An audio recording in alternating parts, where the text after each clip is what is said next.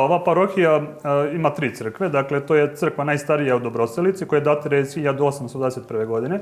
Ova je sagrađena 1839. godine i treća crkva jeste najmlađa 2017. godine u selu Draglica. Sada, dakle, ova crkva nije paljena, nije rušena, svu sreću. Ona je sagrađena u onoj pretposlednjoj godini prve vladavine kneza Miloša Obrenovića. I ono što je zanimljivo za crkve Brvnare jeste da su uglavnom nicale za vreme turskog ropstva. Jer mi kada pogledamo istoriju naše crkve i našeg naroda, vidimo da su monumentalne građevine crkve, kao što su Đurđevi stupovi, Gračanica, Dečani, Sopoćani, Žiča i tako dalje. Dakle, građeni su uglavnom od kamena nekog mermera. Međutim, kasnije, dakle, kada narod nije imao toliko finansijskih sredstava, kada je bilo u pitanju ta politička okupacija, dakle, oni su pribegavali tom rešenju da grade crkve od brvnara. One su građene u prostoru gdje ima dosta šume. I jedan od razloga zašto crkve brvnare nisu nekih velikih dimenzija. Prvi razlog jeste taj što pre svega Turci nisu dozvoljavali da crkve budu dosta nekako velike i tako primetne. A druga stvar jeste ta što pri građenju ovih crkava nisu korišćeni ekseri.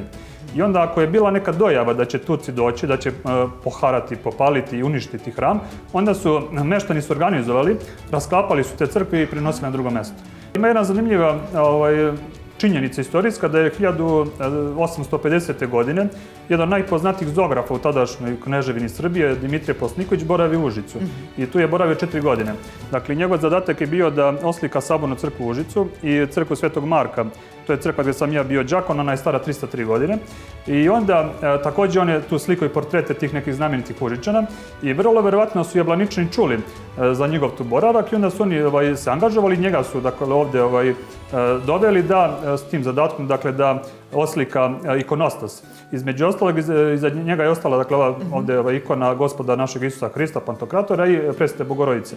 A pored njega također jedan drugi, također poznati zograv iz tog perioda, Sreten Protić Malerović, on je iz mojih krajeva iz Dragačeva, on je oslikao carske dveri.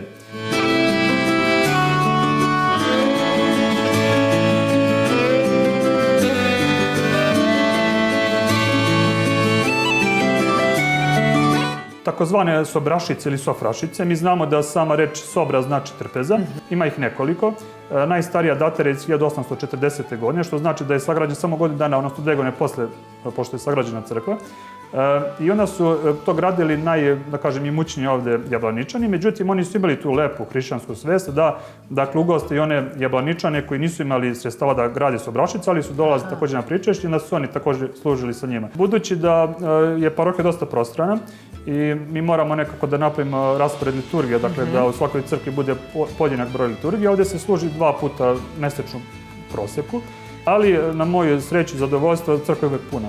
Jer ovdje ovi starosvedojci inače dolaze u crkvu, i njihova deca koji su uglavnom Čajetini iz Zlatiboru također dolaze ovdje.